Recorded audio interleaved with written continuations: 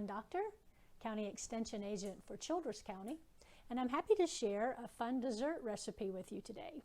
As part of our Cooking Well with Diabetes series, we've covered a lot of information, and we're going to bring a lot of that together today in this recipe because we're going to increase our fiber while decreasing some of our sugar, decreasing our fat, especially trans fat. And so we're not going to sacrifice flavor though. So I've started our peach crisp recipe with 2 cans of drained canned peaches, any variety that you like. It's best if you can get those in juice rather than syrup. But if all you can find is syrup, that's okay. You can still drain them and then just rinse them if you'd like to get rid of some more of that sugar. So I've just placed them in my greased baking pan. This is 9 by 13. And now we're going to make our topping using a little bit of Splenda brown sugar blend. And one of the things I like about this blend is that it doesn't dry up and get hard the way regular brown sugar does, but it is just that, a blend of regular brown sugar with the Splenda.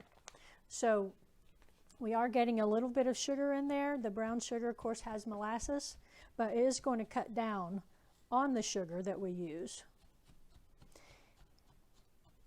Okay. So I'm mixing this with 1.5 cups of oatmeal. So that's going to give us our fiber. And then I also have in here 1 tablespoon of canola oil and 3 tablespoons of a non-trans fat spread. These are much easier to find than they used to be in your dairy counter. So we're just going to continue to mix this up until we get more of a crumbly consistency, sort of like a granola. Okay. And that mixture is going to go on top of the peaches. Now the peaches I did mix with a 1/4 cup of regular Splenda, but you could cut back on that amount. My family doesn't necessarily need that much because we're accustomed to eating fruit just plain, and so it seems sweet enough.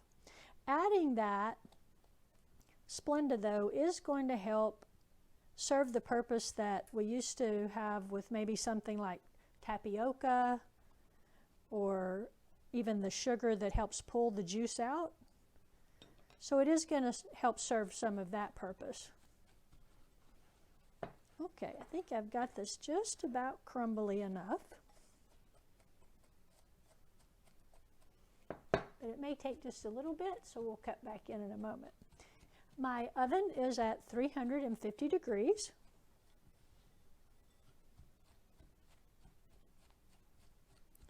So you'll see this is the most time-consuming part, is just mixing all of your granola together. But if you're able to have some friends or family over, or especially kids, this is an easy recipe that they could help you with too.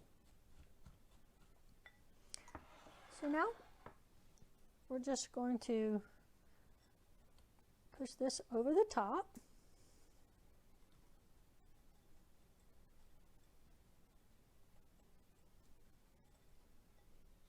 It's going to give us a little crunch.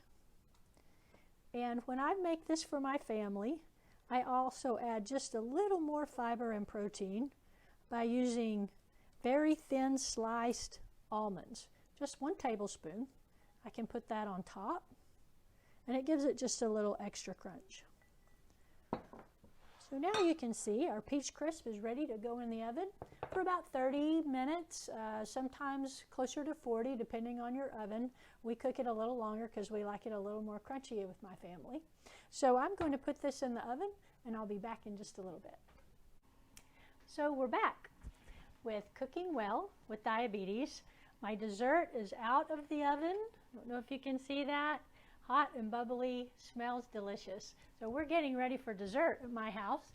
Have a pot of coffee on and we're getting ready to enjoy this peach crisp. This makes 10 servings. And one serving is going to be one carbohydrate choice. So we do get questions from time to time regarding substitutions and variations on a recipe.